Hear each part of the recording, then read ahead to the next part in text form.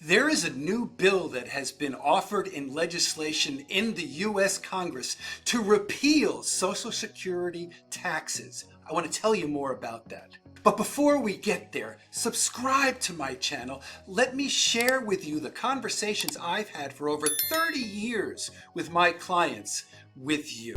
So let me share with you an excerpt from a Barron's article I read recently. Social Security faces a reckoning. The program will celebrate its centennial in 13 years, right around the time the Old Age and Survivors Insurance Trust is set to run dry. If Congress doesn't act before then, benefits will be reduced by 23%. None of us want to see that happen, right?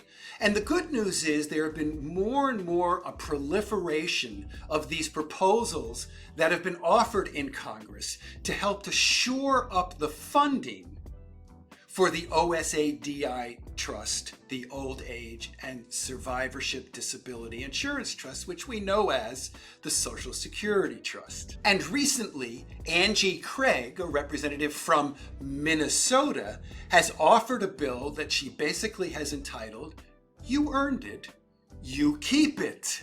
And this bill, in essence, says that the federal government should no longer apply any taxation to your Social Security benefits. And of course, if you're going to lose that type of revenue, she's going to look to bring it from somewhere else, typically in the form of raising the limitations in terms of income that Social Security can be taxed on. And that's where they'll make it up. That's the proposal at this point from Angie Craig.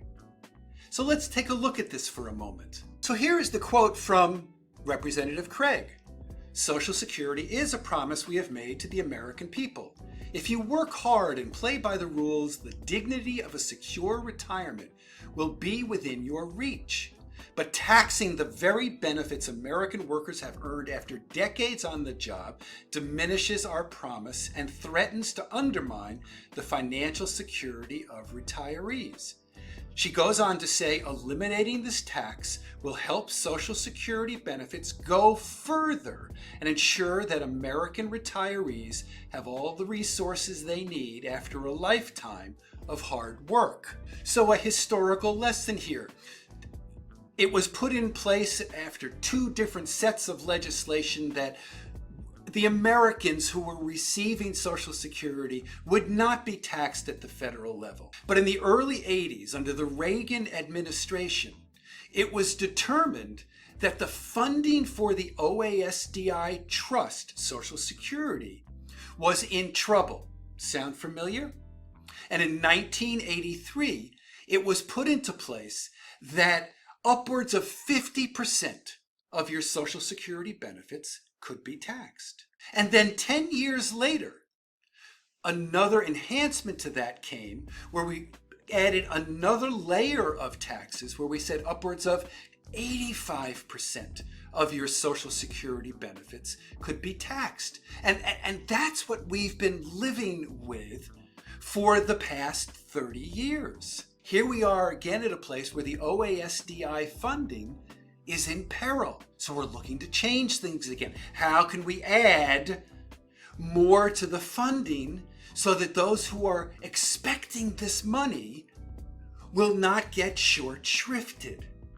And herein lies the proposal from Angie Craig. So let's take a look for the moment at a quick chart to give you an indication of who does and who does not pay taxes right now on their Social Security benefits at a federal level. And an interesting statistic is that a little over about 50% of those who are recipients of the Social Security system are currently paying federal tax. But as we all know right now, as a result of what's happened over the past couple of years and COVID and the infusion of money into the system, there is a lot of debt that is going to be paid, and to then take away tax revenues from the system that would not be made up for several years from now, according to Angie Craig's legislation, This is probably a bill that will not make it out of Congress in its current form. Will there be some adjustments? Absolutely. Here are some of the things that we could think about in terms of making improvements or enhancements to the system in terms of funding. As you can see here, some of the proposals that are being studied: we could increase the maximum earnings subject to Social Security tax. We could raise the normal retirement age, and we could lower benefits for future retirees. Also, we could potentially look at the impact of and change the effectiveness or use of cost of living adjustments.